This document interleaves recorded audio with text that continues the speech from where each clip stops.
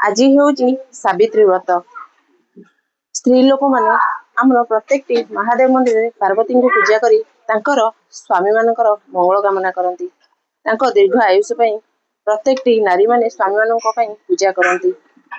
जेमिति कि सावित्री स्वामीर जम पाखु स्वामीर मृत्यु खंडन करते छड़ी आनी तो ठीक से ही समस्ते प्रत्येक नारी सावित्री व्रत पालन करती।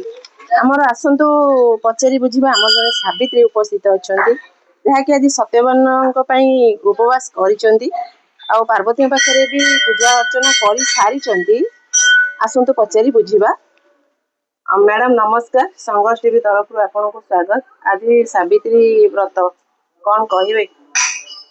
यहाँ कौ पुरातन जुगर समस्त पालन कर स्वामी मान दीर्घायु ये ओषा पालन कर जेहेतु सावित्री स्वामी जम महाराज छड़े आनी आम से पूर्वपुरुष गुड़ाक पालन कर आमर शिव मंदिर में पार्वती पाखे पूजा होची सावित्री व्रत। पार्वती पूजा हुई। आज्ञा आमर केते बेलू आसिक पहुंची भोगरा केमती कौन है? भोग ठिया गहल ना संगे आस नना भोग गले पूजा कर कौन कौन सब फल लगी हुए? सब फल तो लगे जो पाइले भगवान कही ना मत यही फल देले मुझे संतुष्ट होगी। यहाँ मुख्य हूँ शाढ़ी शंखा सिंदूर आउ चाहे तुम इच्छा तुम जहाँ लगे पार ठाकुर पाखे निजर उपवास ना नहीं निजर उपवास भोगराग करूँ चाहे स्वामी को मुंडिया समस्त परिवार स्वामी को मुंडिया मारी पादुक गोड़ दे पादुक पी स्वामी व्रत भंग करी जहाँ पानी। धन्यवाद मैडम नमस्कार। संघर्ष टीवी तरफ आपको स्वागत। कोठु आसले? मुझे नयागढ़ मो भाउजों घर को आज सावित्री रे बहुत खुशी। आज सावित्री रे मो स्वामी मो व्रत रखिकी बहुत खुशी। ये मो भाउज किसी कहे कौन कोठु आसले? अच्छा पुरी ये रोचु नणंद भाज आस सावित्री करने आमर महादेव बाबू केत आसलणी?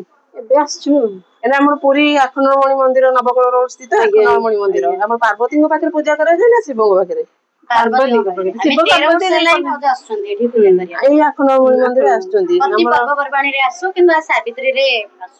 पार्वती पाखे पूजा कराए जेहेतु आमर कौन कहे सावित्री व्रत आज जेहेतु निज उपवास ना फलमूल खाई कौन भोगराग नहीं फलमूल खाई भोगराग सब फलमूल भोगराग कौन कहे सावित्री विषय कौन कहे आज जेहेतु उपवास कर स्वामी मान दीर्घ आयुष कहूँ आगुरी आम परंपरा मानी स्वामी मान व्रत खाई मंदिर गला भाई की पूजा करेंगे पानी पीबे जेहेतु नियम अच्छी आम स्वामी मान दीर्घ आयुष स्त्री मैंने उपवास करती।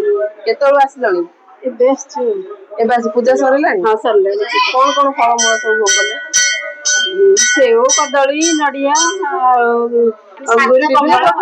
आमर मौसी जने उपस्थित अच्छा आमर पुरी रे देखा मिली आज शिव आमर पुरी जो आखंडमणि मंदिर पाखे गोटे पटवृक्ष अच्छी जहाँ फल कि समस्ते तो पार्वती पाखे पूजा कर मौसी जनक देखा मिलला पटवृक्ष पूजा कर आसिक मौसी पाखे पहुँची गली कहीं आमर पुरी रे जेते जन भी नारी अच्छा समस्ते पार्वती पाखे पूजा करती किंतु आज देखा मिली मौसी कौठू आसी आज बटवृक्ष मूल पूजा कर तो पचारि बुझा आज सावित्री जेहेतु व्रत से आज बटवृक्ष मूल पूजा कर कहीं पचारि बुझा कौटू आसी मौसी प्रणाम। जय जगन्नाथ। जय जगन्नाथ। हम बिहार से आए हैं, पुरी में रहते हैं। हम लोग बट सावित्री के पूजा करते हैं। सावित्री के दिन बटवृक्ष में पूजा करते हैं। किसे?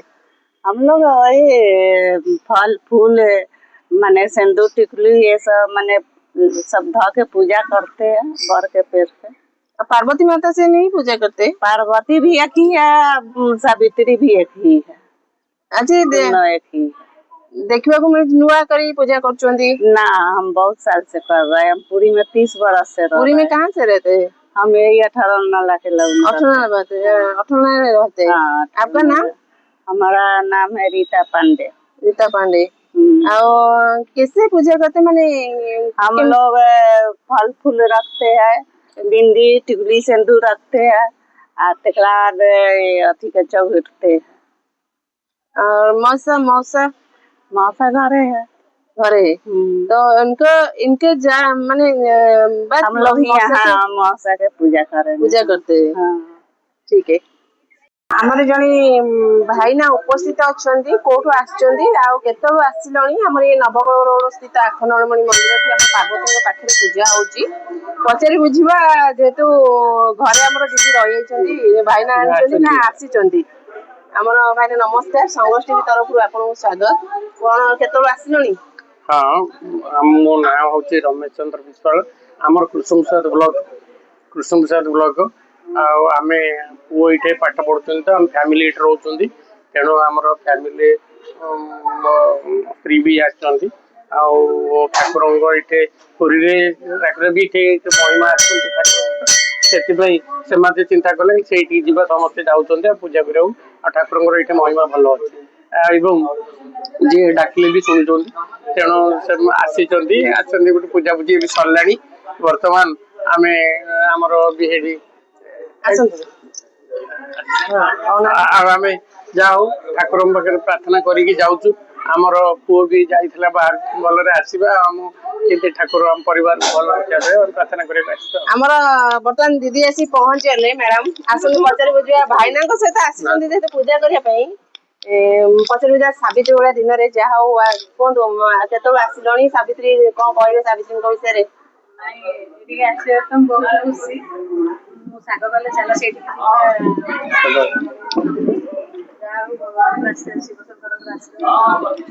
बहुत खुशी आ सावित्री आज कौन कहे भाईना कौन उपवास रखी कौन आशीर्वाद सबुदिन भल रखा समस्त मंगल करूँ संसार मंगल करूँ आज उपवास कहीं करती सावित्री माने स्वामी को आयुष आयुष कामना करने माने सबुदिन माने संसार गला पर्यंत स्वामी को देह आयुष भलसे भगवान आशीर्वाद धन्यवाद।